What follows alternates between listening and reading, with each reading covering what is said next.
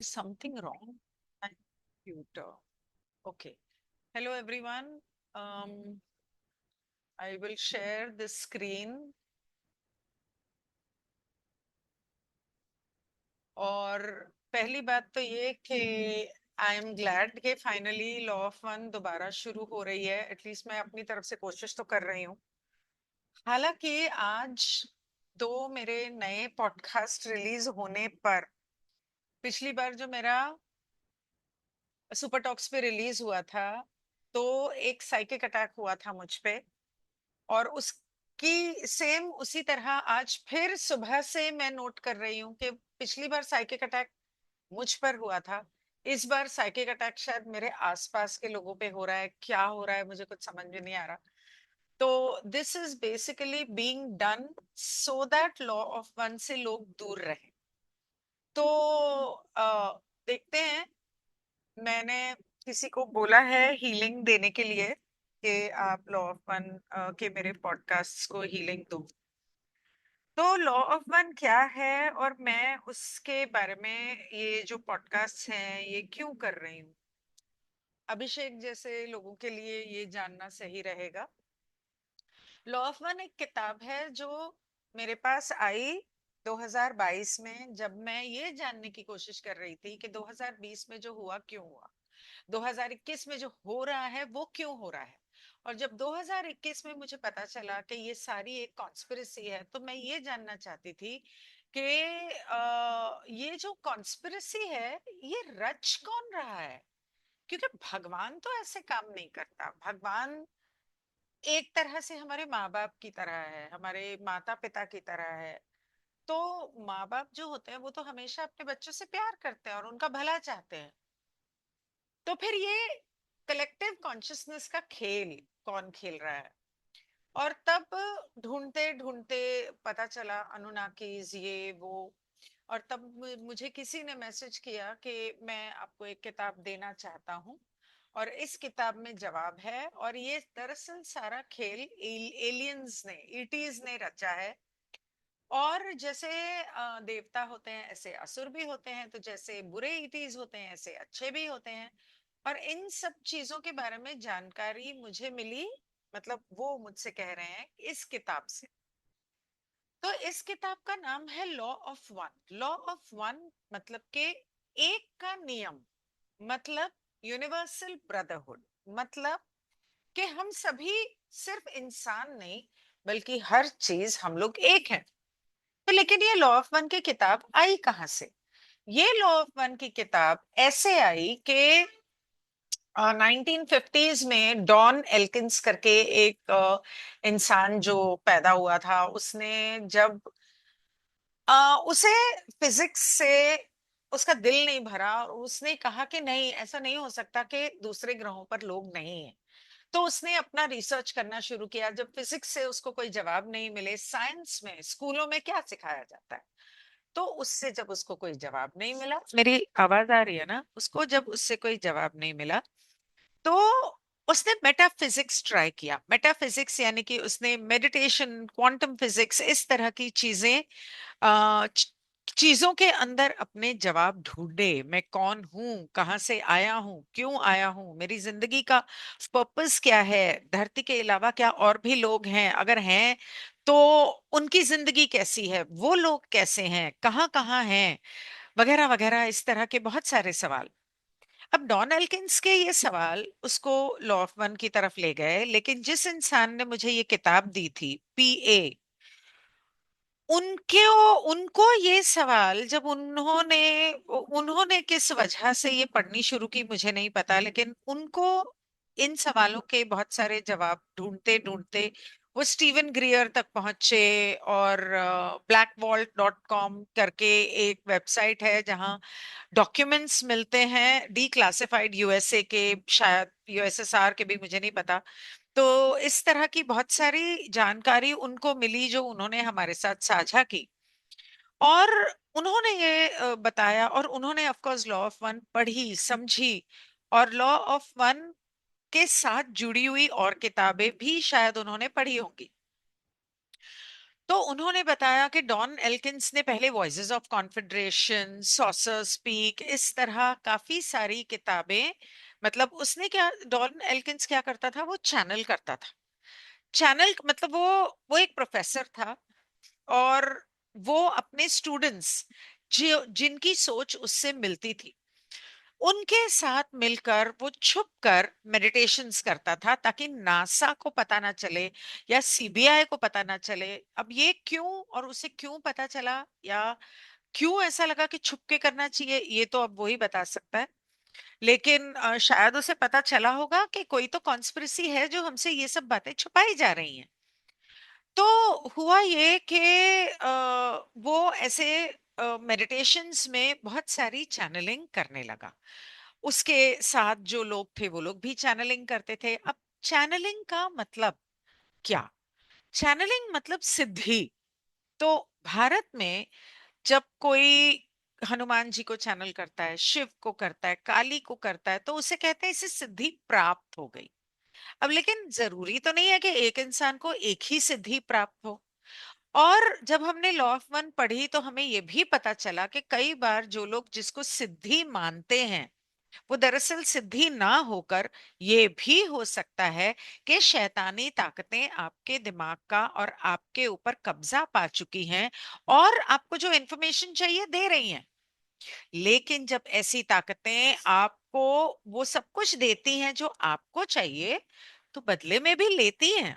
अगर आपने नेटफ्लिक्स पे लुसिफर देखी है, तो सेटन या लुसिफर जो होता है वो आपको जो चाहिए देता है, लेकिन बदले में वक्त आने पर आपसे वो कुछ भी मांग सकता है, आपकी जान भी।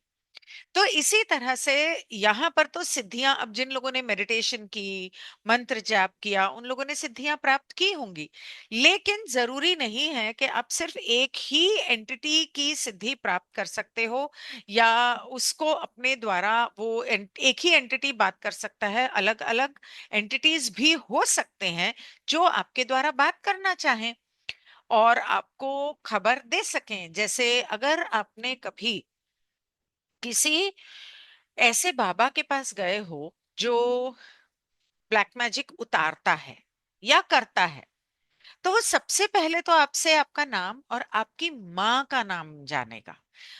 बाप कभी भी इंपॉर्टेंट नहीं रहा इस पूरे ब्रह्मांड में। माँ जो है उसका अस्तित्व ज्यादा इंपॉर्टेंट होता है, क्योंकि बाप तो कोई भी हो सकता है, लेकिन बच्चा माँ के पेट से निकला है।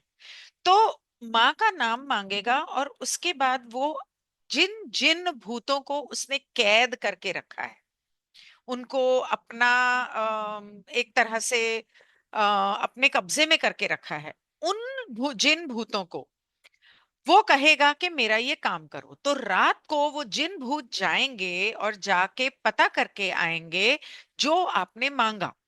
लेकिन आपको उन्हें, उन जिन भूतों को उस हिसाब से देना भी पड़ता है जो वो चाहते हैं, या मतलब उसका कोई तरीका होगा, मुझे नहीं पता। तो इस तरह से अलग अलग चैनलिंग्स हो सकते हैं। अब जब डॉन एल्किंस चैनलिंग कर रहा था, तो उसका एक स्टूडेंट था, जिम। जिम की गर्लफ्रेंड थी कार्ला। अब ये जिम जिम मैकार्टी नहीं होके कोई दूसरा जिम है। तो हुआ ये कि जिम वहां आया करता था। एक बार वो कार्ला को भी ले आया, और कार्ला वहां पर कार्ला को मेडिटेशन अच्छी लगती थी। वो आमतौर पे शांत रहती थी, चुप रहती थी, और वो जीसस से बहुत प्यार करती थी, और वो भगवान को बहुत मानती थी, और चर्च में जाके बहुत सारे क्या कहते हैं, हिम्स गाना, भजन जो क्रिश्चियंस के होते हैं वो सब करती थी। तो कार्ला ने आना शुरू किया, और वहां पर डॉन और कार्ला की मुलाकात हुई। उसके बाद कुछ ऐसा हुआ कि कार्ला और जिम का ब्रेकअप हो गया, शादी हो के ब्रेकअप हो गया। और कार्ला ने डॉन के साथ थोड़ा समय, बीच में उन लोगों ने साथ में मेडिटेशन नहीं किया, लेकिन ब्रेकअप होने के बाद कार्ला वापस जिम के पास, डॉन के पास आई, और उस क्योंकि वो मेडिटेशंस को बहुत मिस करती थी। तो वो आई और उसने मेडिटेशंस वगैरह जो हैं ये दोबारा शुरू की। और इसी दौरान एक बार जब जिम और डॉन और कार्ला मेडिटेशन के बारे में एक रेडियो प्रोग्राम में बोल रहे थे, तो जिम में काटी जो बहुत मीलों दूर था उसने सुना। और जब उसने सुना तो उसने कहा कि शायद वो भी इन चीजों के बारे में उत्सुक था जानने के लिए, तो वो इन लोगों से मिलने आया। अब दरअसल स्टोरी ये है कि इन तीनों का सोल कॉन्ट्रैक्ट था कि हम धरती पे जाके लोगों को, मतलब ये लोग फोर्थ फिफ्थ सिक्स डायमेंशन से आए थे। कार्ला मेरे ख्याल से फोर्थ से थी, डॉन शायद फिफ्थ से था, जिम सिक्स से था। This is what I remember. तो इन लोगों ने ये सोल कॉन्ट्रैक्ट इनका था कि हम लोग वहां जाके लोगों को जगाएंगे और लॉ ऑफ वन उन तक पहुंचाएंगे।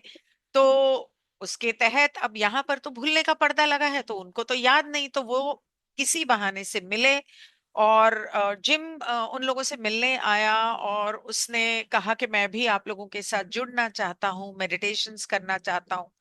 शुरू शुरू में और भी बहुत सारे लोग थे, जैसे अगर मैं गलत नहीं हूं, मुझे सही याद है तो एंड्रिजा पोहारिच, लेनार्ड, इस तरह और भी पांच छह लोग थे जो इन लोगों के साथ चैनलिंग के ये सेशंस में मेडिटेशन किया करते थे। लेकिन बाद में कुछ मिसअंडरस्टैंडिंग या ईगो इश्यूज की वजह से धीरे धीरे करके वो लोग हटते गए और ये तीन रह गए। तो एक दिन अचानक मेडिटेशन करते वक्त कार्ला के द्वारा रा ने कहा, आई एम रा।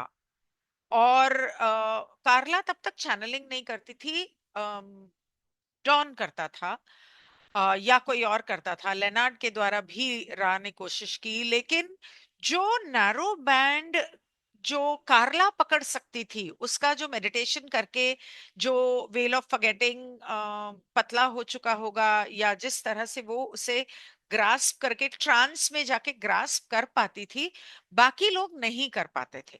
और यही वजह है कि ये पूरी किताब में कार्ला ने चैनलिंग की, डॉन ने अपना रोल अपनाया कि मैं सवाल करूंगा, और जिम ने कहा ठीक है मैं रिकॉर्डिंग करूंगा। तो वो टेप रिकॉर्डर पे रिकॉर्ड करता था, लिखता भी जाता था कि कहीं टेप रिकॉर्ड खराब हो जाए, कुछ हो जाए। तो बाद में जब हम लोगों ने लॉ ऑफ वन पढ़ी तो हम लोगों को ये पता चला कि होता ये था कि कार्ला की सोल जो है वो शरीर से निकल जाती थी और रा की उसके अंदर आ जाती थी। और इसके लिए रा ने, अब जब फर्स्ट सेकंड थर्ड चैप्टर सुनेंगे तो पता चलेगा कि रा ने उनको क्या समझाया, किस तरह से इसे बेहतर करना है, किस तरह से कार्ला सुरक्षित रह सकती है, किस तरह से प्रोटेक्शन सर्कल बनाना है। और कार्ला के सर के पास वो 20 डिग्रीज ऑफ नॉर्थ ईस्ट शायद था, उसमें किस तरह से ये चीजें रखनी है, एक अगरबत्ती, एक पानी का गिलास, एक दिया, और बाइबल, क्योंकि कार्ला बाइबल को बहुत मानती थी। तो किस तरह से ये सब करना है। और तो ये इंट्रोडक्टरी था, तो मैं इसको रिकॉर्डिंग स्टॉप करके फर्स्ट सेशन शुरू करती हूँ, एक मिनट।